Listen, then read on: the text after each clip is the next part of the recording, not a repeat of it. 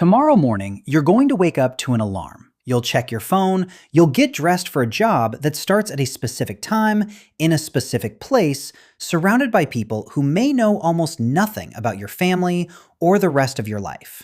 Work is over here, life is over there. You've probably never questioned that division, but for most of human history, life was not divided that way. There was no job site, no school building, no clock deciding where you needed to be. There was just the day, one continuous stretch where finding food, raising children, repairing tools, resting, and talking with the people around you were not separate categories. They overlapped around the same fire. So what did an entire day actually look like 20,000 years ago? It's not what you think, and parts of it might make you a little jealous. When people picture prehistoric life, they imagine constant danger, a small group always hungry, always running, fighting every hour just to survive. That image isn't fake. Injury, infection, hunger, and childbirth could turn fatal fast. One bad season could threaten an entire group. But in the 1960s, anthropologist Richard Lee actually tested the constant struggle image.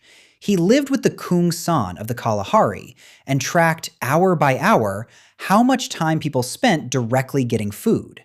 His number? 15 to 20 hours. Not a day, a week. Around the same time, anthropologist Marshall Solins looked at data like this and called hunter-gatherers the original affluent society. Not because they owned more, but because some groups could meet their immediate material needs with fewer hours of direct food collection than industrial workers spent at their jobs. That number needs a caveat. It didn't count food prep, childcare, or tool repair. Real life took more than 15 hours. And modern hunter-gatherers aren't frozen copies of Paleolithic people. They have their own histories too. But the research still wrecked the old image of people sprinting from sunrise to sunset every single day. Their lives were hard. They weren't necessarily frantic. So step into one of those days. You wake with the light, no alarm, because the sun already does that job. 20 or 30 people around you are stirring, and you know every one of them. The first condition is always the fire. It kept everyone warm overnight, and starting one from nothing costs time nobody wants to spend. So someone feeds the embers before anything else happens. Someone checks a wound from yesterday. A child gets fed. Someone reads tracks that appeared near camp overnight. An animal passed through, and that's information the whole group needs. This isn't entirely imagined. At Ohalo 2, a 23,000-year-old camp preserved beneath the waters of the Sea of Galilee, archaeologists uncovered brush huts built around hearths. Inside one, they even found grass bedding arranged near the walls. For once, archaeology preserved something close to an actual room, a place where people worked, slept, ate, and kept a fire alive. There's no supervisor assigning tasks. The plan for the day forms through memory and conversation. A patch of plants should be ripe by now. A water source gets unreliable after dry spells. A strap needs fixing. Survival doesn't rest on one hero with a spear. It rests on dozens of people remembering different pieces of the same world. Here's what the word hunter-gatherer gets wrong immediately. It puts the hunter first. In many environments, gathering provided a more reliable day-to-day food source than large game hunting. And it wasn't wandering. It required a mental map. Which plants fruit in which season? Which ones are poisonous? Where the group found food years before. A landscape that looked empty to an outsider was, to them, a working calendar. And children learned to read it not in a classroom, but by following an adult and copying what they did. Hunting, when it happened, could bring in a huge amount of food at once, or fail completely, burning energy for nothing. Even success created new work. The kill had to be carried, processed, and shared before scavengers took their cut. Back at camp, nobody was just waiting. Camp was a workshop, a kitchen, and a nursery running at once. Stone tools went dull and had to be reshaped. Flint knapping takes a real learned feel for how stone fractures, and one bad strike could ruin hours of work. Hides needed treating. Fiber needed twisting into cordage. None of it looked dramatic, but neglected repairs could quickly become serious problems. Most tasks happened alongside something else. Someone might prepare food while watching a child, or repair a tool while listening to another person describe tracks seen earlier that day. Children learned the same way. Throwing sticks at a target looked like a game, but it also trained accuracy. Hide and seek built silence and awareness. Wrestling taught balance and when to stop. The oldest members of the group weren't simply being cared for. They carried decades of memory younger adults hadn't had time to gather yet. Some researchers have proposed this through the grandmother hypothesis, the idea that post-reproductive women could improve their descendants' survival by helping provide food and care.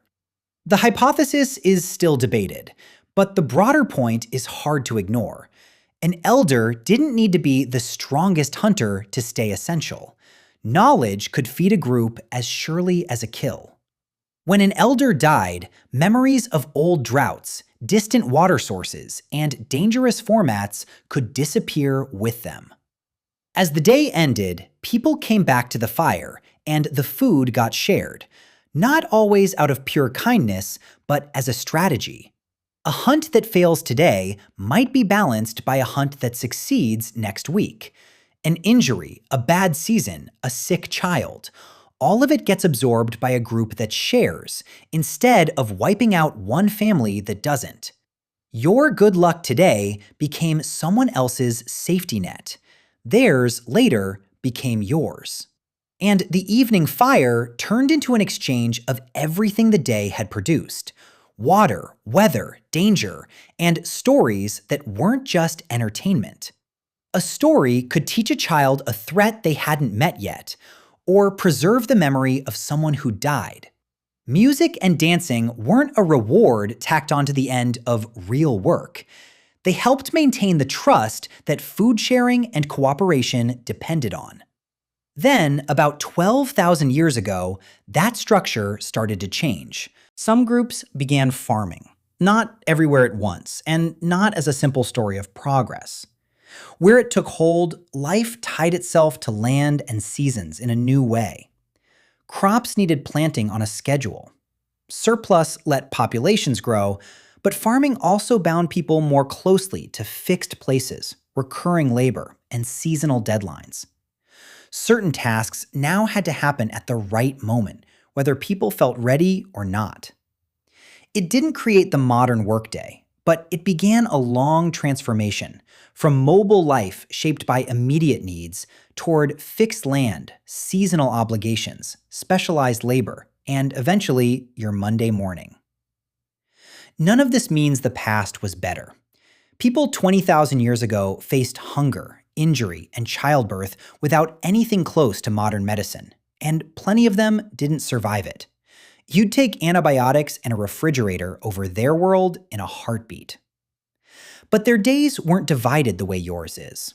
The same hours held work, teaching, rest, and meaning, folded into each other around the same fire with the same people. Wealth for them wasn't what you owned, it was what you knew, who you could count on, and whether the group was still together when the sun came up.